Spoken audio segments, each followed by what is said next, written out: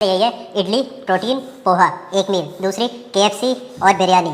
तीसरी उसके साथ आपको फ्रेंच फ्राइज और chicken leg piece, chicken leg piece, chicken leg piece, chicken leg piece. उसके बाद वो भी केएफसी से फ्राइड कैंची की फ्राइड चिकन। उसके बाद क्या खाना है, जिम के पहले हमें खाना है मैकडी महाराजा बर्गर, ये राइट है। उसके बाद जिम के बाद क्रीमी चीज़ बेक्ड पास्ता वाइट सॉस। उसके बाद अब इतना सारा खाना है, रील में कवर ही नहीं हो पाता तो फिर भी कोशिश करते हैं। उसके बाद है मैगी, 2 प्लेट मैगी।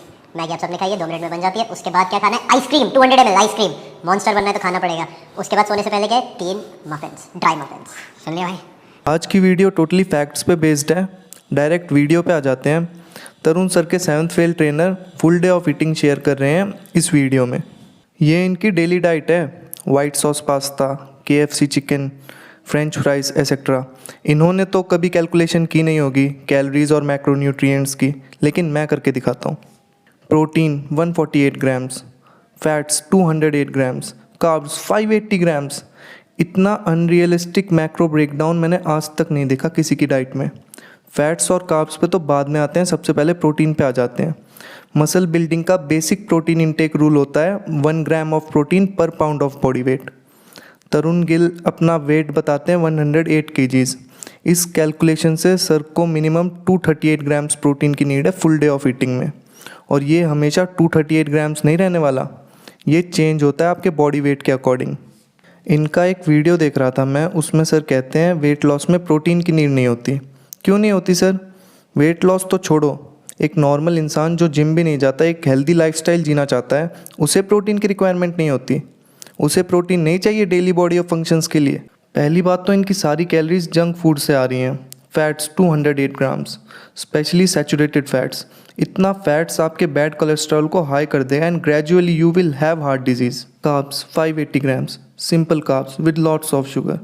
हम जब भी कार्ब्स खाते हैं हमारी बॉडी हार्मोन रिलीज़ करती है इंसुलिन, लेकिन इतना कार्ब्स खाने के बाद आपका इंसुलिन इतना स्पाइक होगा, आपका मसल गेन नहीं सिर्फ वेट गेन होगा, ब्लड शुगर लेवल इंक्रीज़ हो जाएगा।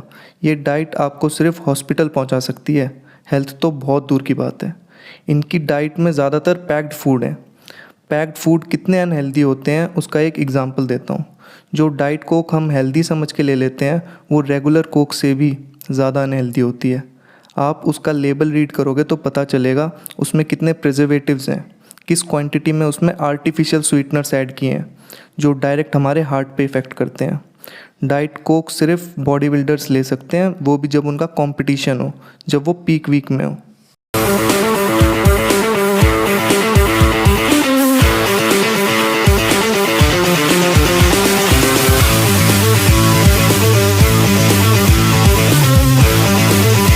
अब ये एक्सरसाइज देखो, कोई बता सकता है मुझे इस एक्सरसाइज का नेम?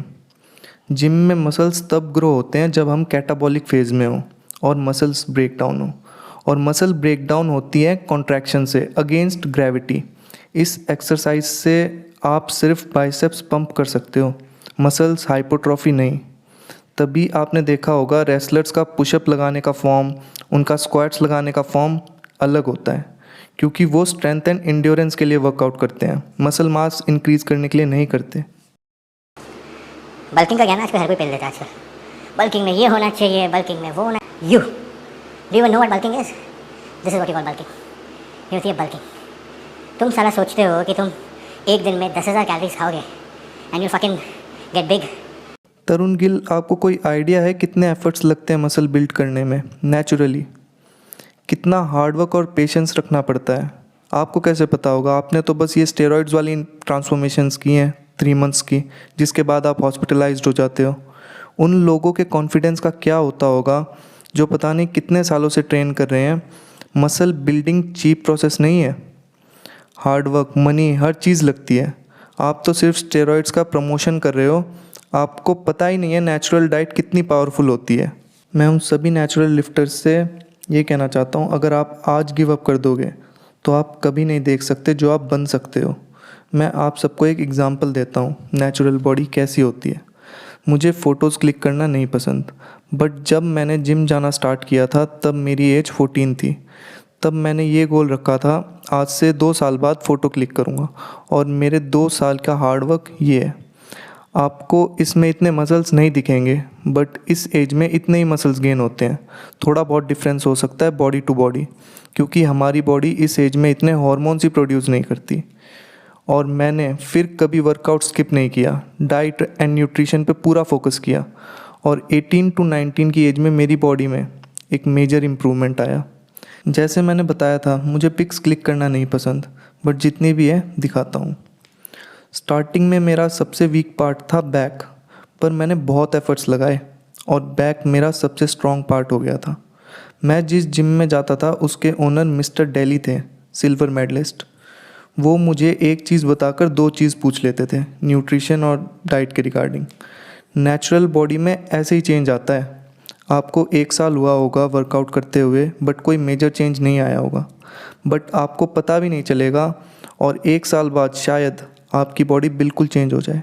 और ये ट्रांसफॉर्मेशन मेरा सिर्फ नॉलेज से हुआ था। मैं रोज़ आर्टिकल्स रीड करता था, डाइटिशियंस के इंटरव्यू देखता था, बुक्स रीड करता था। मैं आज भी कुछ ना कुछ रीड करता रहता हूँ। और तरुण गिल जैसे ट्रेनर आपको बोलते हैं हमें सब नॉलेज है। फिटनेस में नॉलेज कभी ख़त्म नहीं हो सकती।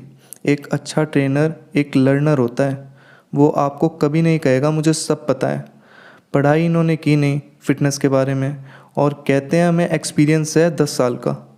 सर, एक्सपीरियंस तो डॉक्टर के साथ रहकर कंपाउंडर को भी हो जाता है, तो क्या अब कंपाउंडर ही ऑपरेशन करेगा?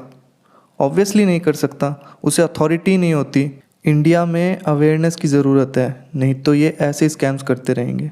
मैं इस चैनल पर करेक्ट फॉर्म ऑफ एक्सरसाइज और न्यूट्रिशन से रिलेटेड वीडियोस पोस्ट करूँगा धीरे धीरे। You can subscribe to the channel for genuine knowledge about fitness. I give you my word, you will never regret watching me. And मैंने एक video तरुण गिल के scams पे बनाई थी 10 डेज़ पहले।